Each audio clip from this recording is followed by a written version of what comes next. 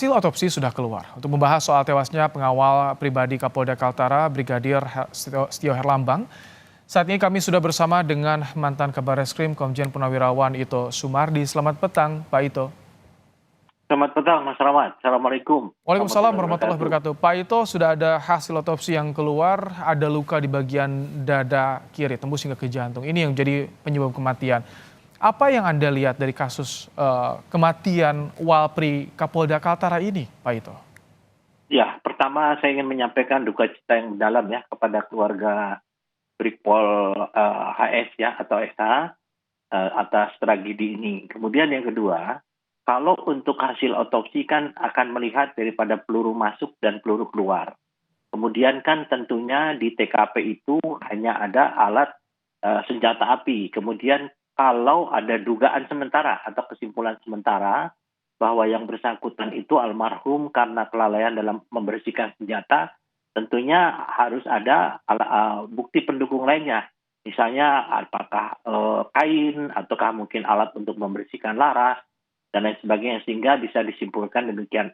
Namun kan tentunya dari Polda Kaltara juga akan mendalami motif-motif lain ya. Kita belum tahu apalagi ini sudah menjadi perhatian Bapak Kapolri. Sehingga saya kira mungkin dari tim forensik itu akan bekerja keras untuk melihat kaitannya antara kejadian ini kemudian dengan kemungkinan lain ya. Kalau kita dengarkan saat ini Pak Kapolda tidak berada di sana. Ya, saya juga pernah memiliki Walpri ya. Jadi Walpri itu tentunya tidak dibawa ke Jakarta ya karena beliau ada tugas di Jakarta. Nah kemudian yang bersangkutan juga saat ini kalau tidak salah istrinya sedang almarhum itu istrinya sedang menunggu kelahiran ya anaknya sehingga mungkin saya kira mungkin kemungkinan itu tentunya akan dikaitkan termasuk dari digital forensik ya. Baik. Dari Pak Ito, komunikasi. Ya. baik. Tadi Pak Kapolri sudah memberikan atensinya, meminta diusut tuntas. Bisa dipertanggungjawabkan apakah ini ada dugaan lain sehingga Kapolri sampai bicara seperti ini, statementnya seperti ini tegas? Ya, tentunya kan ada kecurigaan dari pihak keluarga. Makanya akan dilakukan otopsi ulang kembali di Rumah Sakit Bayangkara Semarang ya sebelum dimakamkan. Nah, kita pun tentunya dari dinas harus memberikan kepastian kepada keluarga, jangan sampai ada kecurigaan.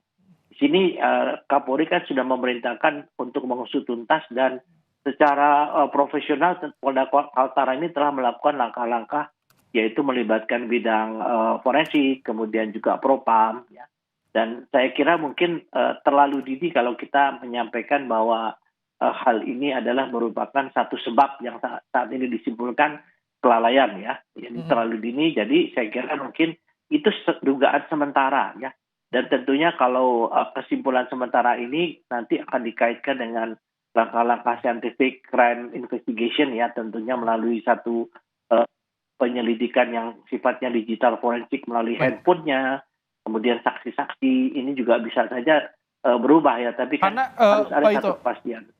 Yang juga menjadi catatan adalah keluarga pertama kali mendapatkan kabar di telepon bahwa korban ini kecelakaan dan minta diotopsi ulang. Kemudian ada statement kelalaian. Nah ini kan yang menjadi garis besarnya ada tanda tanya di sini ya Pak Ito. Ya, itu tadi saya sudah sampaikan ya. Tentunya mungkin sementara ini kesimpulannya adalah kelalaian katanya membersihkan senjata. Kalau saat membersihkan senjata tentunya harus ada bukti lain yang pendukung bahwa yang almarhum sedang membersihkan senjata. Ini adalah merupakan satu ranah dalam proses penyidikan. Saya juga tidak tahu karena tentunya yang paling tahu adalah daripada personil Polda Kaltara yang saat ini sedang melakukan penyelidikan. Tapi dengan ada atensi dari Pak Kapolri, Bapak Kapolri, saya kira tidak ada hal-hal yang akan disembunyikan. Kita ingatlah kasus yang lalu-lalu ya itu tidak Pak Kapolri sangat transparan dan ini pun juga tentunya harus memberikan satu kepastian kepada pihak keluarga almarhum. Baik, ya. Pak Ito, kalau tadi disinggung oleh kriminolog, jika inventaris senjata dinas ya, jadi sudah mengenal bagaimana karakter senjatanya HS9 korban ini. Biasanya ketika membersihkan itu seperti apa kalau sudah mengenal karakter senjatanya? Karena sampai ada luka yang menembus ke tubuhnya sendiri itu kan bagaimana mengarahkannya ketika membersihkan Pak Ito? Ya, saya pernah mengalami ya Mas Rahmat ya, di mana saya kan lama memegang senjata. Pada saat saya mengosongkan senjata itu, biasa saya melakukan penembakan kosong ke atas. Ternyata masih ada pelurunya, kaget saya. Dan itu di waktu saya di Jawa Tengah.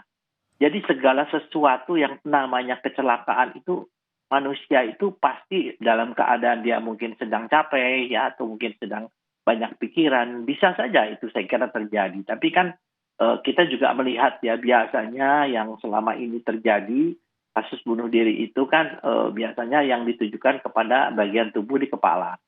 Nah, ini pun juga akan menjadi satu bahan pengkajian ya, atau penyelidikan yang mendalam daripada pihak Polda Kaltara ya. Saya kira saat ini mungkin terlalu dini kalau saya menyimpulkan bahwa itu adalah karena satu kelalaian, dan apalagi sudah ada perintah Pak Kapolri. Kalau memang itu betul kelalaian, harus ada bukti pendukung lain ya yang ada di sana.